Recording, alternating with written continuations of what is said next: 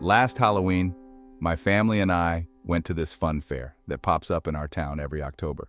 You know the type: carnival rides, pumpkin patches, a big corn maze that's supposed to be spooky, but mostly ends up being fun for kids. I'm not usually scared of stuff like that, so I was excited to go through the maze alone when my parents got distracted by one of those rigged carnival games. They laughed, told me to stay close, and I ran into the maze feeling brave. It started out easy. Tall corn on either side, twisting paths. The moon was bright enough to see, so I figured I'd get through it in no time. Then, footsteps behind me. Heavy, but trying to stay quiet. I laughed, thinking maybe it was my little brother following me, trying to scare me. I called out his name, but the footsteps stopped, just dead silence, like they were waiting. I shrugged it off and turned down another path. A minute later, I heard it again, closer this time. It was like someone breathing, heavy and wheezing, just on the other side of the corn. I told myself it was probably part of the fair's setup, some speaker hidden in the maze, but it didn't sound like an audio loop. I sped up, rounding corners, but the breathing was still there, always behind me, never fading. Then I turned a corner and saw him. Just a glimpse. A figure in a black coat with something over his face, like an old scarecrow sack with slits for eyes. He was tall, towering over the corn, staring right at me. I froze, my heart pounding so hard it hurt. I thought maybe it was an actor or a worker trying to scare people, but he didn't move. He just stood there, watching. I bolted down another path, heart racing, and that's when I heard the footsteps again, heavier, faster.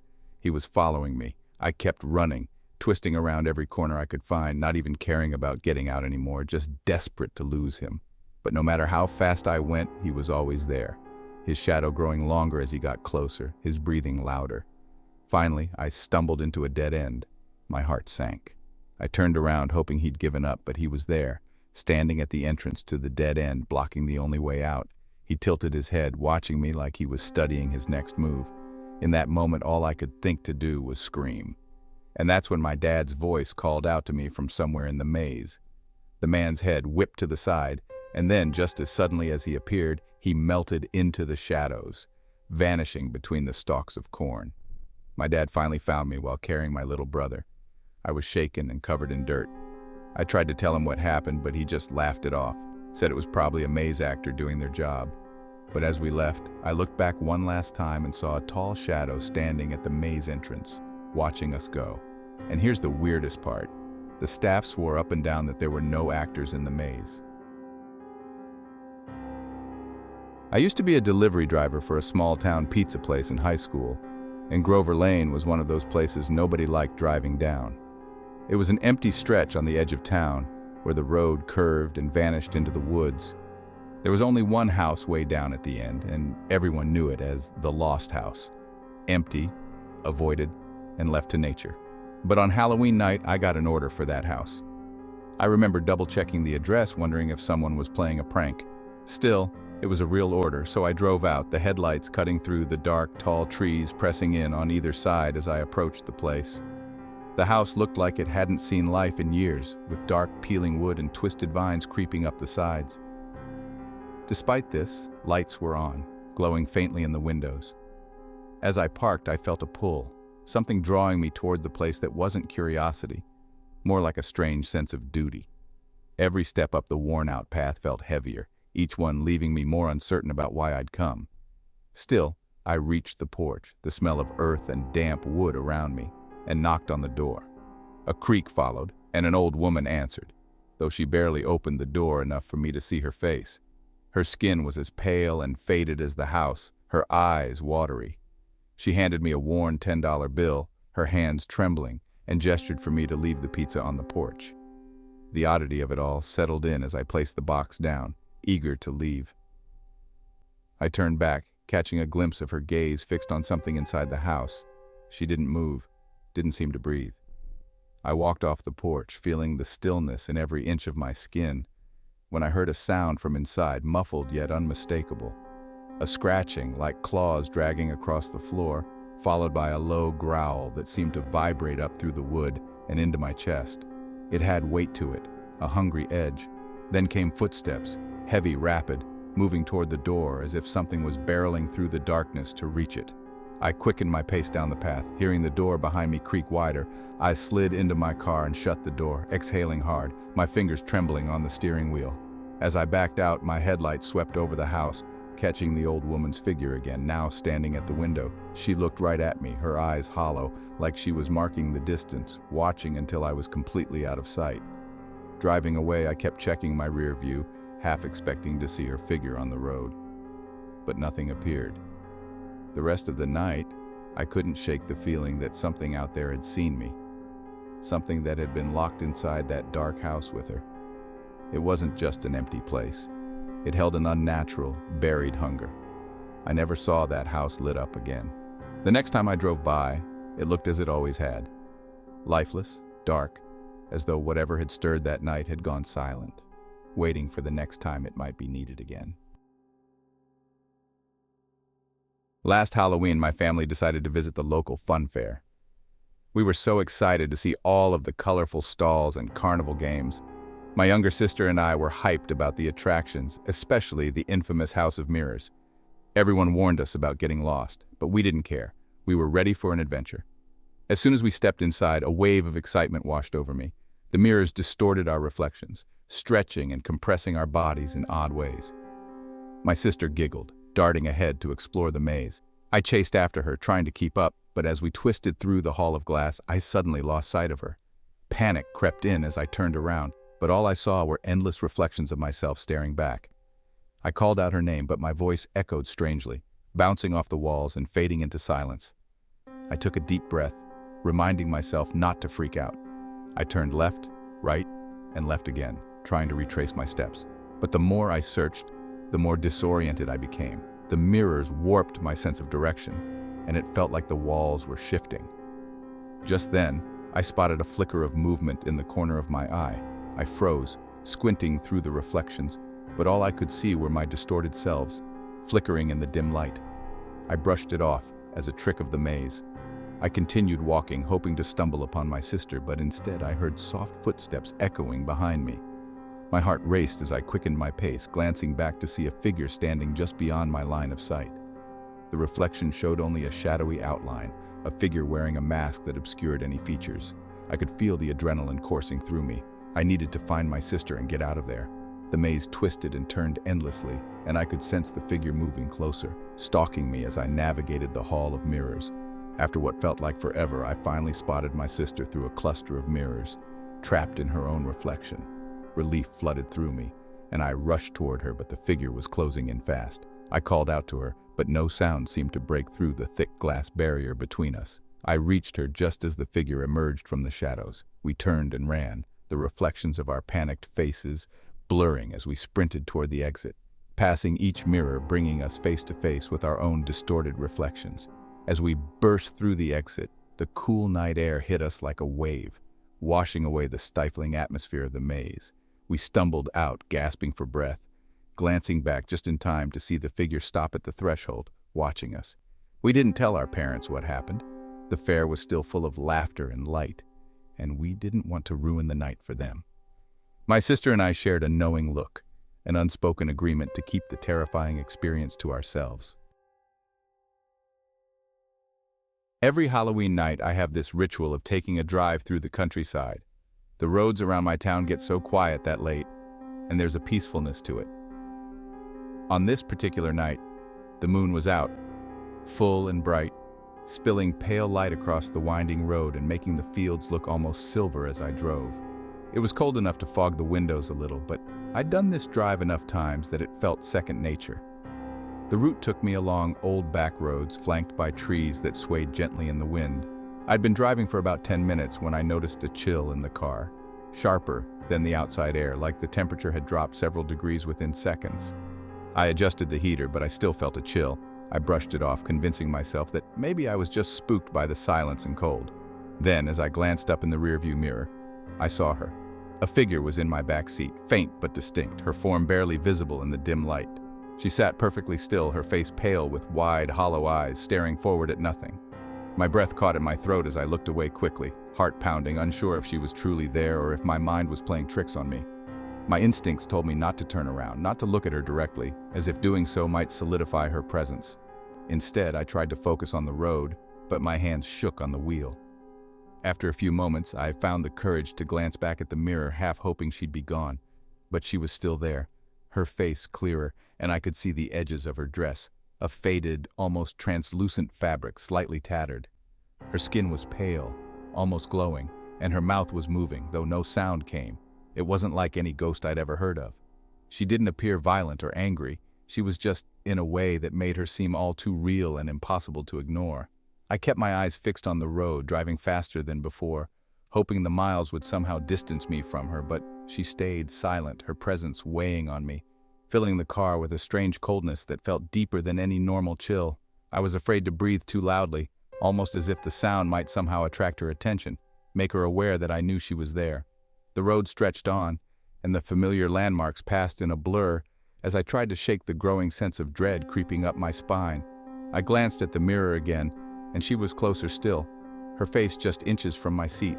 Her empty gaze felt like it was piercing through me, even though I wasn't directly looking at her. It was as though she wanted something, wanted me to know something. Her mouth was still moving, her lips forming silent words, desperate and relentless. But there was no sound, just her expression, a look of sorrow so deep it seemed carved into her face. Her eyes were dark, empty pits, focused yet somehow void, and I could feel their weight, even though I couldn't fully see them. When I finally reached the edge of town, I slowed down, hoping that the familiarity of the streetlights would chase her away. But she lingered as if attached to me, bound to my movement, her form becoming almost more solid, more real, the closer I got to home. My street felt like a haven after the stretch of dark, open road, but even as I parked, I knew she hadn't left. I took a steady breath, reached for the door handle, and braced myself. When I opened the door, I didn't dare look back into the car. I stepped out, forcing myself to keep my eyes forward. Only then did I let out a shaky breath, glancing back quickly, almost convinced I'd see her through the rear window. The car was empty, but as I looked closer, I saw a single faint handprint on the fogged glass of the back window, small and delicate, as if she'd pressed her hand there while watching me. I haven't gone on a Halloween drive since, and I can still see that handprint in my mind. A few years ago, a traveling carnival set up near my town, and like every Halloween season, my friends and I made a plan to go. It was the kind of place that felt like it had rolled in from another time, with faded tents and booths that looked as though they'd been patched up and reused for decades. By the time we got there, the place was buzzing with laughter, lights, and music that sounded old and scratchy. We wandered through stalls and games, getting lost in the flickering lights and the smell of popcorn and hay. Eventually, we came across a tent at the far edge of the grounds. Its tattered sign read, "The Puppeteer's Spectacle." It looked like the oldest attraction there, with peeling paint and a strange, almost unsettling design, like something you'd see in an old photograph. The place had a curious draw, and none of us could resist going inside. Inside, rows of chairs were arranged in front of a small, dimly lit stage. The seats were mostly empty, a few people scattered around, their faces hidden in shadow. The stage was draped in dark velvet, and at the center stood a wooden puppet, life-sized and eerily human-like, hanging limply from its strings. The puppet wore a faded suit, its painted face cracked and chipped, with hollow eyes that seemed almost too real, as if they could see. For a moment, I thought I saw it sway, just a slight motion, but I convinced myself it must have been my imagination. The lights dimmed further, and from the back of the tent, the puppeteer appeared. He was a tall, gaunt figure wearing dark clothes that looked as if they belonged to a bygone era. He moved with elegance, his gaze intense. As he stepped onto the stage, he reached for the strings and the puppet jerked to life, its limbs moving in a way that felt disturbingly lifelike. Each movement of the puppet was accompanied by a subtle creak, almost like a whisper as it twitched and turned under his control. As the show went on, the puppet's movements grew more fluid, more human, and it was as if it had a mind of its own. The longer I watched, the more I noticed strange details. Its head would tilt ever so slightly toward the audience, its mouth opening and closing in a silent mimicry of speech, and those hollow eyes seemed to lock onto each person in the tent, one by one. Then I felt a heavy sensation settling on my shoulders. I became aware of my own arms and legs, each feeling strangely disconnected, as if I wasn't fully in control. It was subtle at first, just a tingle, a slight numbness, but it grew stronger. My fingers twitched involuntarily, and my arms felt like they might rise if I didn't focus. I glanced at my friends, but they seemed frozen, their faces vacant, watching the puppet with blank expressions. It was like they were caught in some trance, drawn to the stage in a way that seemed unnatural, as though the puppet held some invisible thread that reached out to them. The puppeteer moved his hands with increasing intensity, his fingers manipulating the strings, and I swear I felt an answering pull on my own limbs. A strange sensation crept over me, as if I too was connected to something beyond myself, something that wanted control. I fought to stay seated, but my legs felt strangely unsteady, my movements no longer my own. Just when I thought I couldn't bear it any longer, the show came to an abrupt halt. The puppeteer released the strings and the puppet slumped, lifeless once more. The heaviness lifted and I gasped as if I'd been holding my breath. Around me, people blinked and shifted, their dazed expressions fading as they seemed to come back to themselves, sharing confused glances as if they too had felt something unexplainable. We stumbled out of the tent, trying to shake off the feeling that clung to us. But as we reached the exit, I looked back and saw the puppet staring after us, its hollow eyes fixed directly on me, even though it should have been hanging limply. The puppet's mouth seemed to curl ever so slightly in a mocking, silent smile. Back home, I tried to forget about it, but I couldn't shake the sense of invisible strings still attached to me. My fingers would twitch on their own, and sometimes I'd find my hands positioned in strange, rigid poses, as if mimicking the movements of a puppet. When I was a kid, I lived near a huge stretch of woods. It was one of those places that felt like it had always been there, untouched, hiding secrets beneath its heavy canopy. My friends and I would dare each other to explore deeper and deeper into it, even though we'd heard stories from locals about strange things lurking in the trees. Most people didn't dare venture far past the main trails, especially at night. And everyone, absolutely everyone, had heard about. The howler was supposed to be some kind of spirit or creature that haunted the woods, known for its long, piercing cry that echoed through the trees. I'd heard it only once, late at night when I was younger. It was a sound I'd never forget, an awful, low howl that felt almost human but stretched into something unnatural. It carried on the wind, filling every space with a sound that seemed to curl around you like it was coming from all directions at once. That night, my parents brushed it off as some kind of animal, but there was something about that noise that kept me awake, like a memory I couldn't shake. A few years later, I was out with my friend Max, and we got the bright idea to spend Halloween night in the woods, camping out to see if we could hear the howler. I'd convinced myself by then that the stories were exaggerated, that there had to be a logical explanation. So we hiked in, further than we usually went, setting up camp at a spot just on the edge of a dense patch of trees, far from any paths. The woods were dark and thick, the branches high above crossing each other like they were sealing us in. As the sun set, we made a small fire and joked around, the usual stuff to keep ourselves from admitting we were getting a little nervous. The quiet was heavier in those trees than I'd remembered. By midnight, we were barely speaking, just staring out into the darkness. Every now and then, we'd hear branches rustling or a sudden snap in the distance. But that was normal enough. The woods were always full of sounds at night, and we kept telling ourselves it was just animals moving around. Then, somewhere in the distance, we heard it. A long, guttural howl that pierced the silence. It was faint, but unmistakable, and the hair on my arm stood up instantly. The sound wasn't like any animal I'd ever heard. It wasn't just loud. It carried an eerie, haunting quality, stretching out in a way that made it feel like it was pulling at something inside you. We both froze, looking at each other with wide eyes, neither of us daring to speak. The fire crackled between us, and for a moment I felt strangely exposed, as if the sound itself was something that could reach out and find us. The howling continued, rising and falling in a pattern that felt almost deliberate. It was getting louder, closer. And then, after a pause, another howl answered from the opposite direction. My stomach dropped as I realized there wasn't just one howler. There were at least two, calling out to each other, moving through the trees.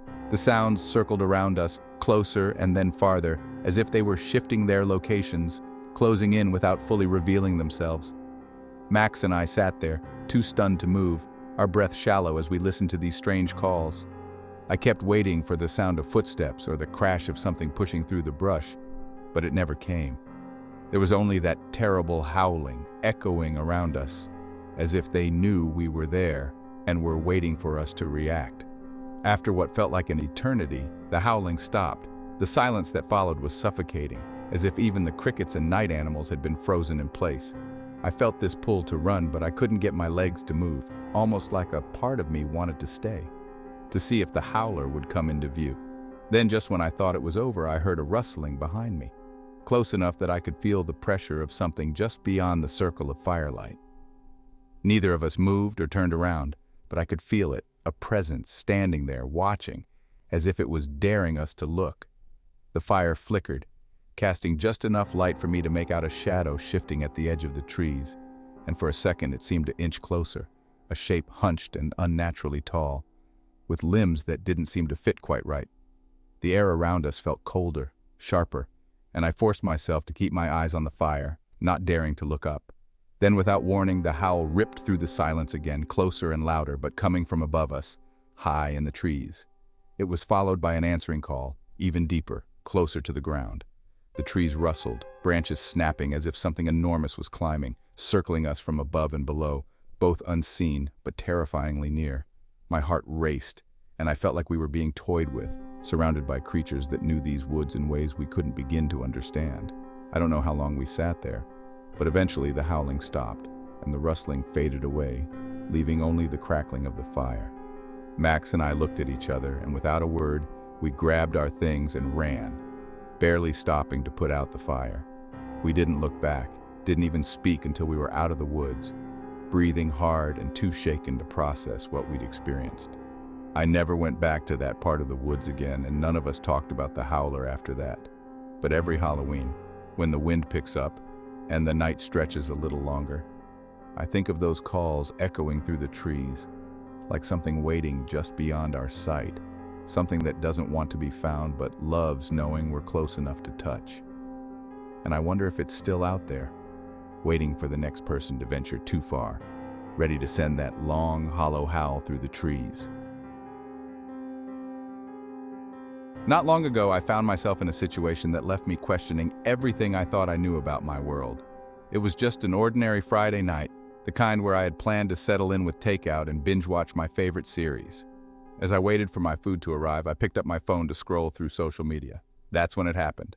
A call came in from an unknown number. Curiosity got the better of me, and I answered. The line was silent for a moment, just the kind of silence that makes you wonder if you've been disconnected or if the person on the other end is simply holding their breath. I was about to hang up when I heard a faint voice, muffled and distant.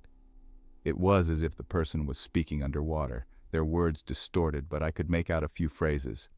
"Please help me," and "It's dark here." My heart raced, concern washing over me. I tried to ask who it was, but the connection seemed to crackle, and the voice faded in and out. "I can't see," the voice continued, rising in urgency. "Please, it's too dark." I strained to listen, trying to discern where the call was coming from or if it was even real. The thought of a prank crossed my mind, but there was something in the tone that sent chills down my spine. Suddenly, the line went dead. I glanced at my phone, expecting to see a notification that the call had ended, but the screen remained blank. The unknown number lingered there, taunting me. I felt a shiver creep up my spine, and I couldn't shake the feeling that I needed to know more. I quickly dialed the number back, but it rang endlessly, no one picking up on the other end. The sense of unease deepened, and I shook my head, trying to dismiss the incident as a fluke. Not long after, my food arrived. The delivery driver handed me the bag with a puzzled expression, as if sensing my distraction. I thanked him and closed the door, letting out a sigh of relief as I tried to push the call to the back of my mind. I grabbed my takeout and settled on the couch, flipping through channels in an attempt to distract myself. But the image of that distorted voice lingered, echoing in my thoughts. I kept glancing at my phone, half expecting it to ring again. And then it did, this time from a different unknown number. My heart raced again as I hesitated, the pulse of dread building in my chest. Should I answer it? Was it the same person? I took a deep breath and pressed the button to connect. This time the voice was clearer, but it sent a shiver down my spine. "I'm still here," it whispered, breathless and trembling. "Help me, I can't get out." The panic in the voice gripped me. I scanned my apartment, half expecting to see someone standing in the dark corners, hidden from view. I hung up, shaking, my fingers trembling against the screen. What was happening? The realization hit me. I was receiving calls from someone who sounded desperate, possibly in danger. A sense of urgency propelled me to take action. I decided to call the police, thinking they might be able to trace the number or do something. I dialed their non-emergency line, explaining the situation and the calls I had received.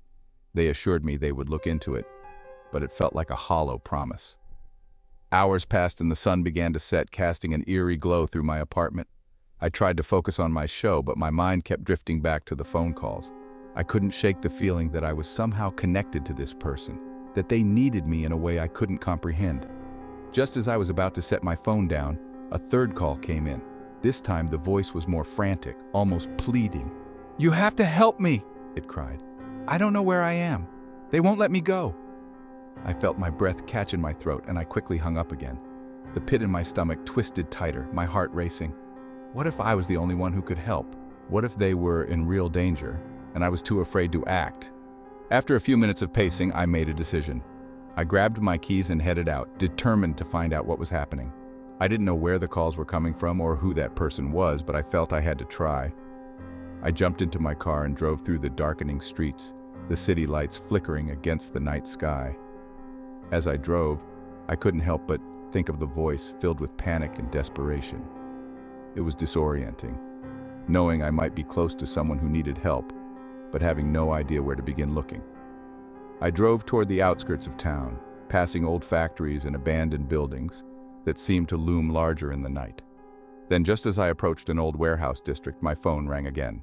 The same unknown number appeared on my screen. My heart raced and I answered, almost breathless. "Please," the voice urged. "I'm so scared. You have to hurry." It felt like the voice was drawing me in, leading me somewhere, but I couldn't quite place where. I drove slowly, scanning the buildings, feeling the tension in my chest rise with every passing second. "Where are you?" I asked, but there was no reply, just silence on the other end. Suddenly, a loud crash echoed from a nearby building. I slammed on the brakes, the sound reverberating through the air. My instincts kicked in and I stepped out of the car, heart pounding. The warehouse was old, its windows shattered and its door ajar. I moved cautiously toward the entrance, the whispering voice still echoing in my head. As I stepped inside, the darkness enveloped me. The flickering light overhead struggled to stay on, casting irregular beams that illuminated the debris scattered across the floor. It was empty, no signs of life. I called out, but my voice echoed back, swallowed by the vastness of the space. I felt an icy chill wash over me, and a creeping dread settled in the pit of my stomach. What if this was all a trap? Just as I turned to leave, my phone buzzed in my pocket. It was another message from that same unknown number. I hesitated before pulling it out to read it. "Help is coming. You should leave now." I glanced around, panic setting in as I thought of the voice. Where was it coming from? Just then, I heard it again. A soft whisper, low and urgent, seeming to emerge from the shadows. "Help me!" it cried, echoing around the empty space. I backed away, heart racing, feeling an overwhelming sense of dread. My instinct screamed for me to run, and as I turned to escape, I felt something brush against my shoulder, sending a shock through my body. I stumbled back, adrenaline surging as I darted for the exit, my mind racing with terror. I burst out of the warehouse, sprinting to my car. I jumped in and locked the doors, shaking. The phone buzzed again, but this time I ignored it, not wanting to answer. The darkness of the warehouse loomed behind me, and as I drove away, I couldn't shake the feeling of eyes watching me from the shadows. That night, I didn't sleep. I stared at my phone, waiting for it to ring again, but it never did. Instead, the silence settled in, heavy and oppressive, like a dark blanket wrapping around me. I finally decided to block that number, convinced it was the right choice. Weeks went by without any incident, and I hoped that was the end of it. But even now, as I sit here writing this, I sometimes hear the faintest whisper in the silence. A reminder of that night, of the voice I tried to help, but could never truly understand. I can't shake the feeling that I missed something vital, that the call I received was a warning or a plea from a place I could never reach. And every so often, when my phone buzzes, I can't help but look, half expecting to see that same unknown number flashing on my screen, a flicker of urgency in the dark. Growing up, I lived on the edge of a large farmland, acres of corn that stretched to the horizon. Every fall, once the corn grew tall enough to block the view of the main road, kids would dare each other to go into the fields at dusk to see if they could spot what everyone called the man in the field. It was an old story told by nearly everyone in town about a tall figure who would appear among the corn stalks at sundown, watching anyone who wandered too close. No one knew where the story had started, but everyone had heard about him, even adults who'd never admit to believing in such things. When I was around 12, my friends and I decided it was time to try to spot him. We gathered at the edge of the field just as the sun started to dip below the hills, painting the sky with a soft orange glow. The corn swayed lightly in the breeze, creating a strange, constant rustling sound that felt louder than it should have been. There was an unusual stillness to the place, a silence that settled in waves, making every sound, our laughter, the crunch of our footsteps, seem louder, almost intrusive, as if we were disturbing something ancient. We pushed our way into the rows, walking single file along a narrow path, surrounded on all sides by cornstalks that towered over us, stretching high and dense, blocking out most of the fading light. As we went deeper, the colors around us dimmed, and the comforting warmth of daylight seemed to fade quicker than it should have, replaced by a cooler shade that settled heavily between the rows. The further we went, the more each step felt like a journey into some place that hadn't been touched in a very long time.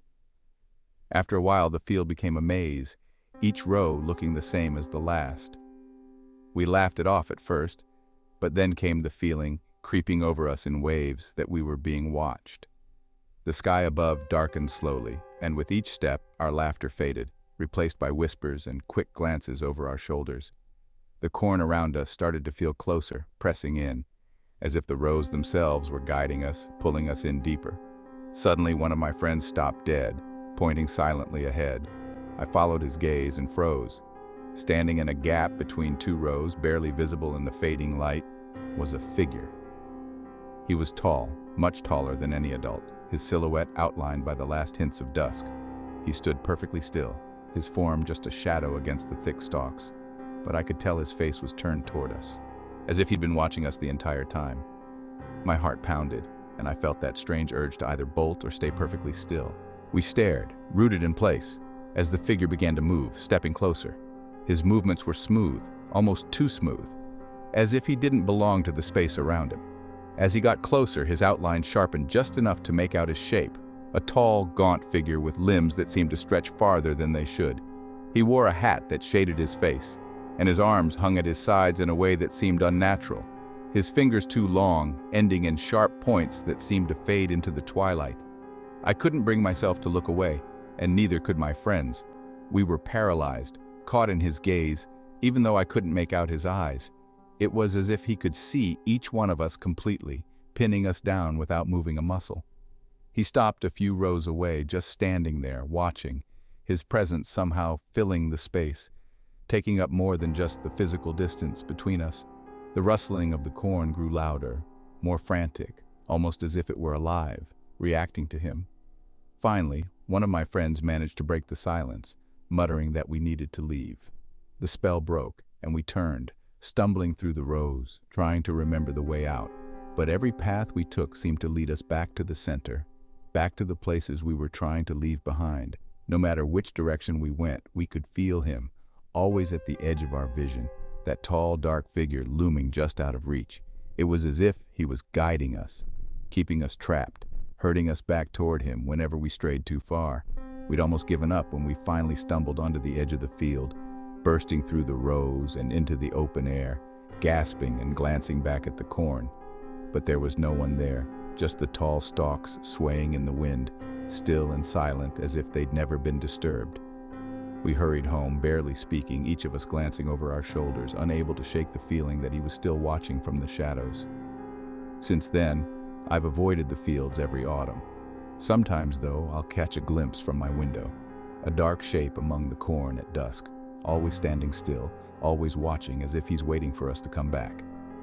They say the man in the field only appears to those who seek him out, but I know better now. Sometimes when I'm outside in the evening and the light is just beginning to fade, I can feel his gaze, as if the distance between us means nothing, as if he could step out from between the rows at any moment. There's a house on the hill just outside of my town. It's been abandoned for decades, but everyone knows the place. The kind of house that looms over the landscape, giving off a presence that somehow sticks with you, even if you've only seen it from a distance. People say it used to belong to a wealthy family that mysteriously vanished one night, leaving everything behind. The story goes that a neighbor found the house empty the next morning, with the doors wide open and the lights still on. No one ever found a trace of the family, and the house has been empty ever since. A few years ago, a couple of friends and I dared each other to go up there on Halloween night. We'd heard all the stories, but curiosity won out over common sense. The path to the house was overgrown, lined with trees that looked older than anything else around them, their branches reaching out like skeletal arms. The night was unusually quiet, and the only sounds were the crunch of leaves beneath our feet and the occasional hoot of an owl.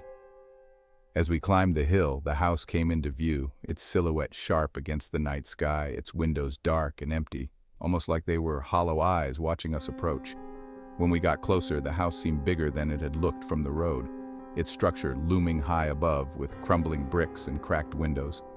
The walls were streaked with dark stains, and ivy had grown up the sides, winding around it like something trying to hold it in place. The door was slightly ajar, hanging open just enough to make us hesitate, but after a silent glance at each other, we pushed our way inside. The interior was dark, colder than it had been outside, with dust coating everything. Furniture was scattered around, covered in sheets, as if the family had intended to come back but never did. The place was layered with a stillness that was almost suffocating, and every creak of the floor under our feet seemed to echo in a way that felt unnatural, too loud, as if the house itself was amplifying each sound. Every now and then, a faint breeze would drift through the broken windows, stirring up small clouds of dust that floated lazily through the faint moonlight seeping in from outside. As we moved through the rooms, we started noticing strange things. The pictures on the walls, faded and dusty, seemed to shift in the dim light, as if the eyes of the people within were following us. There were family portraits, but their faces were blurred, features faded away, making them look almost ghostly. In one room, an old grandfather clock stood against the wall, its face frozen at 3:17, though I swore I heard it ticking faintly as we passed. It was strange, like time itself had gotten stuck in this place, leaving everything frozen in a way that felt unnatural. We wandered upstairs, the staircase groaning beneath our weight, each step sounding louder than the last, echoing up and down the empty hallways. The second floor was darker, and the air felt colder, sending a shiver up my spine. As we moved down the hallway, we passed rooms with doors slightly open, revealing glimpses of antique furniture, cracked mirrors, and walls peeling in long, curling strips. But it was one room at the end of the hall that drew our attention. A bedroom with a single candle sitting on a dresser, still somehow faintly glowing despite the years of dust. The candle's faint light illuminated part of the room, casting an eerie glow on the walls. On the bed was a pile of blankets that looked as though they had been tossed aside hastily, as if someone had gotten up in a hurry. But it was the faint outline of an imprint in the center of the mattress that caught my attention. A shallow indentation, like someone had been lying there not long ago, though the room was coated in a layer of undisturbed dust. We all felt it then, that eerie sensation, like we were not alone.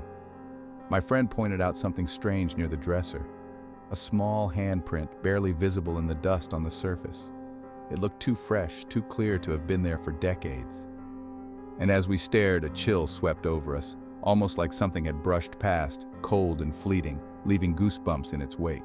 We started hearing faint sounds, creaks and soft footsteps coming from somewhere down the hall, and what sounded like a low, quiet whisper, just on the edge of hearing. It was indistinct, but it was there, and it felt like it was getting closer, moving through the walls, the floorboards, surrounding us. The whispers grew louder, filling the silence with a rhythm that felt strangely like breathing. It was steady, in and out, each breath accompanied by a faint shuffling sound that seemed to circle us, making it impossible to tell where it was coming from. One of my friends had enough and bolted, but the rest of us stayed rooted in place, caught between fear and the strange pull of the house. I turned to follow him and noticed a shadow just outside the door, a dark shape standing at the end of the hall, barely visible in the dim light. It didn't move, didn't step closer, but it filled the entire doorway, blocking our exit, an outline too tall, too thin, almost skeletal. Its presence hung over us, silent and watchful, as if it were deciding whether or not to let us leave. We backed away, retreating down the stairs as fast as we could, trying to ignore the whispers that seemed to follow us, swirling down from the rooms above. As we reached the bottom, I glanced back up, and for a brief second, I saw it, the figure standing at the top of the stairs, its head tilted, watching us with a stillness that made my heart pound. The candlelight from the bedroom flickered, casting an eerie glow around it before everything went dark again. We ran out of the house, stumbling over each other, barely stopping until we reached the bottom of the hill. The house stood there, silent and dark, as if it had swallowed all the light from the night. None of us looked back, but I could feel its presence pressing on us all the way down, like it had marked us in some way, claiming us as part of its endless, unchanging vigil. Since then, I've avoided going anywhere near that hill, but every so often, especially around Halloween, I'll catch a glimpse of the house from a distance, standing against the skyline. And sometimes, when the light hits just right, I swear I can see a figure in one of the upstairs windows watching, waiting, as if it knows that sooner or later someone else will dare to step inside, to join it in that endless, silent darkness. A few months ago, I moved into a small apartment in an old building on the edge of town. It wasn't much, just a studio with peeling paint and creaky floorboards, but it was affordable and had character. Most importantly, it was mine. I loved the high ceilings and the big windows that overlooked a quiet street, giving me just enough sunlight to warm the space during the day. But there was one thing about the place that bothered me: a flickering light in the hallway outside my door. At first, I thought it was just a faulty bulb. It would flicker to life randomly, illuminating the narrow corridor for a few moments before dying out again, casting everything back into a dimness that felt more pronounced in its absence. I tried to ignore it, chalking it up to the building's age, but the light became a consistent nuisance. It flickered more often at night, its intermittent glow casting odd shapes along the walls that made the hallway feel alive, as if it were breathing with an unseen rhythm. One evening, I returned home after a long day, and the flickering light was worse than usual.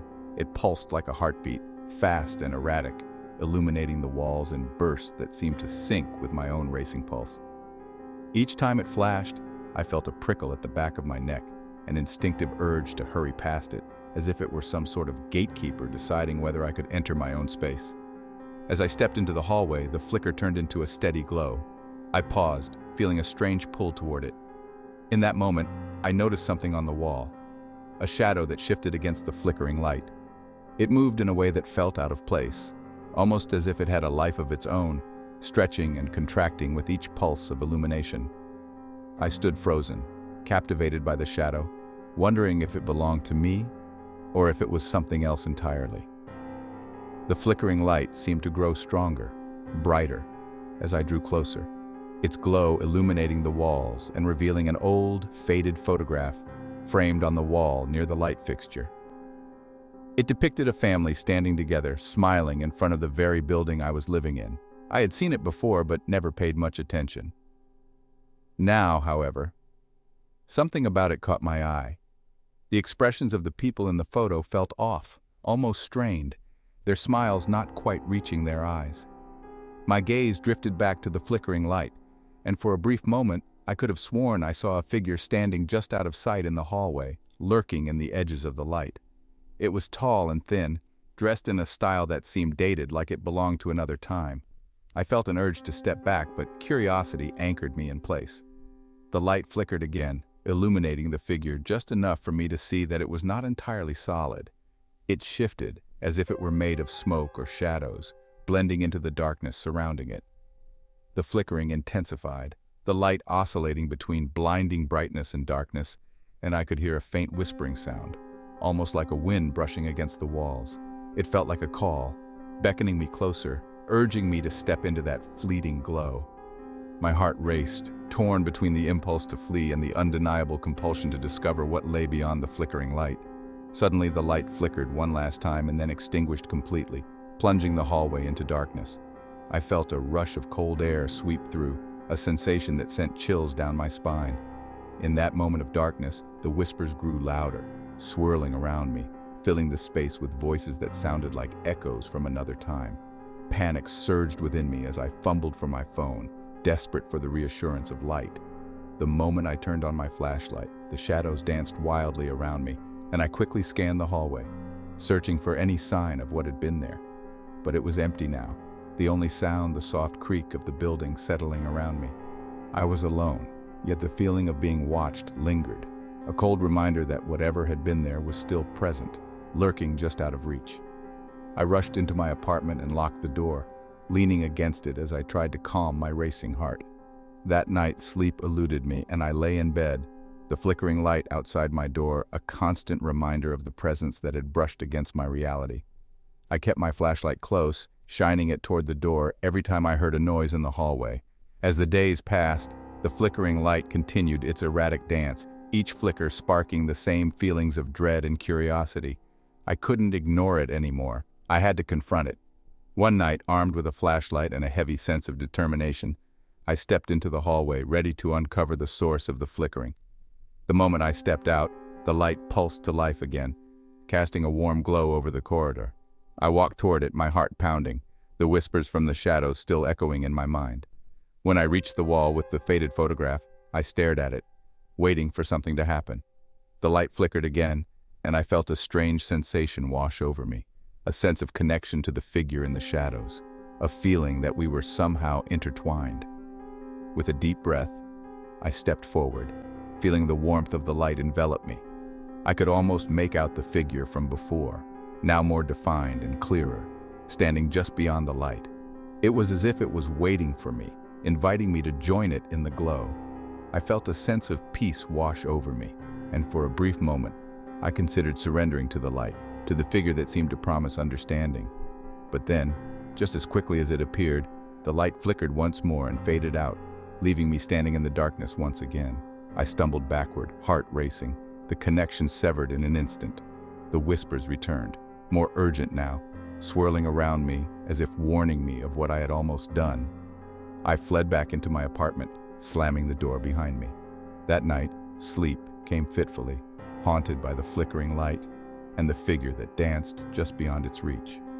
From that day on, I made a promise to myself to keep my distance, to avoid the hallway at all costs. But even now, as I sit here writing this, the flickering continues, a reminder that the light, and whatever lies within it, will always be there, waiting for someone brave enough to answer its call.